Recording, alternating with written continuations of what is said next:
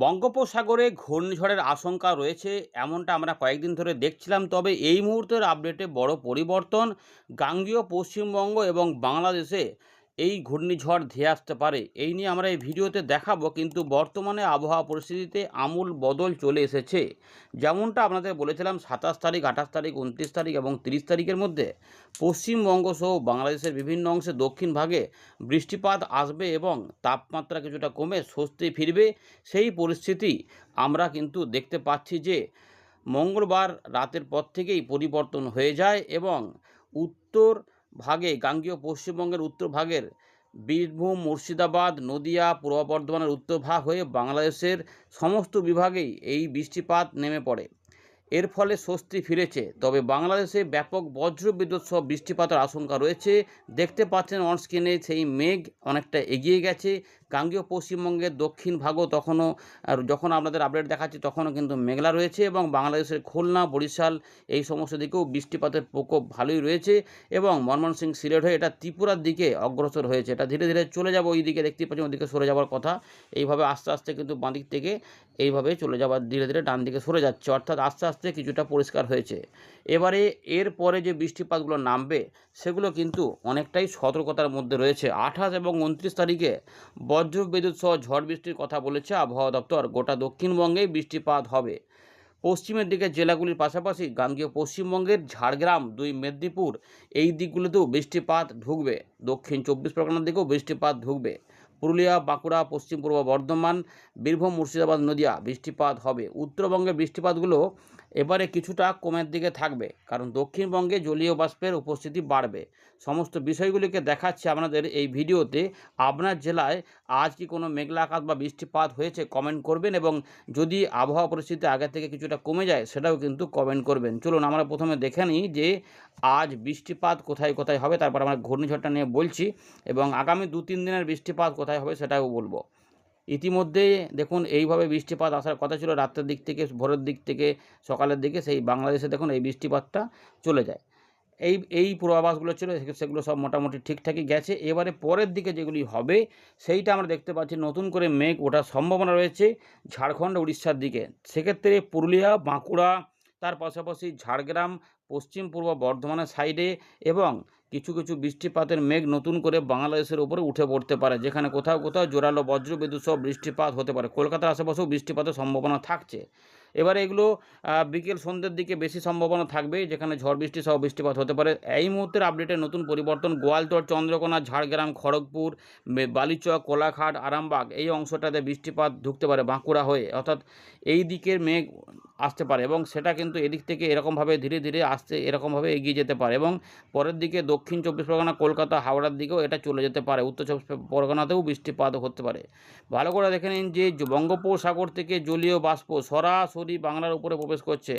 28 এবং 29 তারিখে এই উত্তর পশ্চিম বঙ্গোপসাগরের পশ্চিমবঙ্গের উপকূল এবং উত্তর উড়িষ্যার উপকূলে ঝোড়ো হাওয়া বইতে পারে 40 থেকে 60 কিলোমিটার গতিবেগে, ফলে মৎস্যজীবীদের যেতে নিষেধাজ্ঞা করেছে।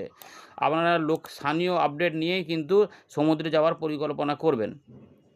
দেখুন এরকম বৃষ্টিপাতের সম্ভাবনা রয়েছে। এরপরে আবার দেখুন একটু খালি থাকছে, আবার দেখুন এই জায়গাগুলোতে বৃষ্টিপাত দেখা যাচ্ছে। সিলেট, ময়মনসিংহ, দক্ষিণ আসাম, শিলচরের দিকে, এদিকে আবার দেখুন 28 তারিখে কিন্তু বৃষ্টিপাতের পরিবেশ। এখানে সকালের দিকে এগুলো একটু অল্প স্বল্প মেঘলা আকাশ, পরিষ্কার আকাশ থাকবে। দেখুন সরাসরি পুরো বায়ু প্রবাহ দেখুন সরাসরি এই জায়গার মধ্যে ঢুকে পড়ছে, যেগুলোতে গরম তাপপ্রবাহ চলছিল সেই তাপপ্রবাহে পরিবর্তন আসবে। তবে উত্তর পশ্চিম ভারত, মধ্য ভারতে কিন্তু এখানে গরম অস্বস্তিকর পরিবেশটা এখনও বজায় থাকবে, কারণ জলীয় বাষ্প ঢুকছে এবং আরব সাগর থেকে, তার সঙ্গে লু পরিস্থিতি রয়েছে। তাই ভ্যাপসা গরমটা 28 তারিখ পর্যন্ত এখানে থাকবে, গরমটাও থাকবে। কিন্তু আমাদের এখানে দেখুন জলীয় বাষ্পের ফলে ভ্যাপসা গরম থাকতে পারে কিছুটা, কিন্তু বৃষ্টিপাতের পরিবেশে স্বস্তি মিলবে।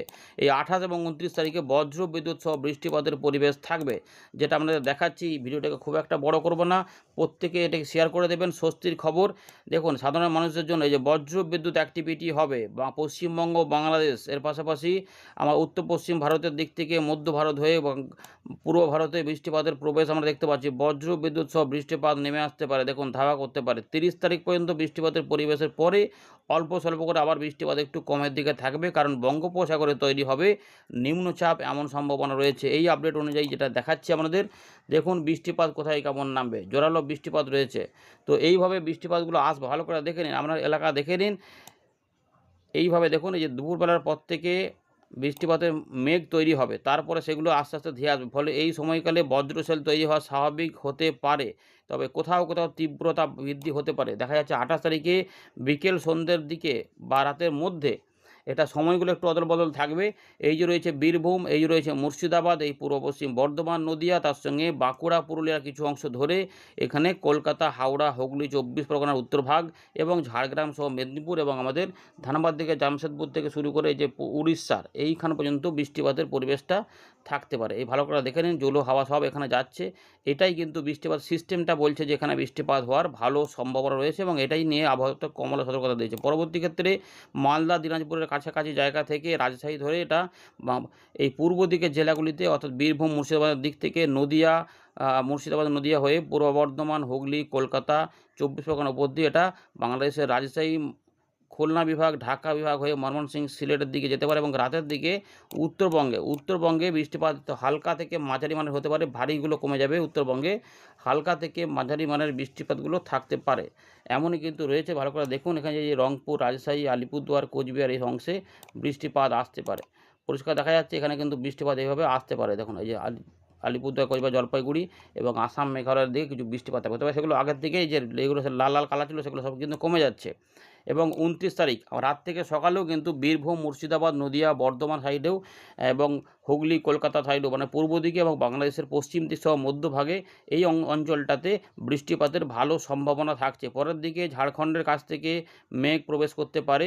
ইতিমধ্যে যেটা দেখা যাচ্ছে পুরুলিয়া, বাঁকুড়া, ঝাড়গ্রাম, মেদিনীপুরের উপর দিয়ে এবং উড়িষ্যার উত্তর পূর্ব ভাগ থেকে এই দিকগুলোতে কিন্তু বৃষ্টিপাত থাকবে। বাংলাদেশের খুলনা, বরিশাল, চট্টগ্রাম এবং আমাদের ত্রিপুরা দিকেও কিছু বৃষ্টিপাত ধেয়ে যাবে।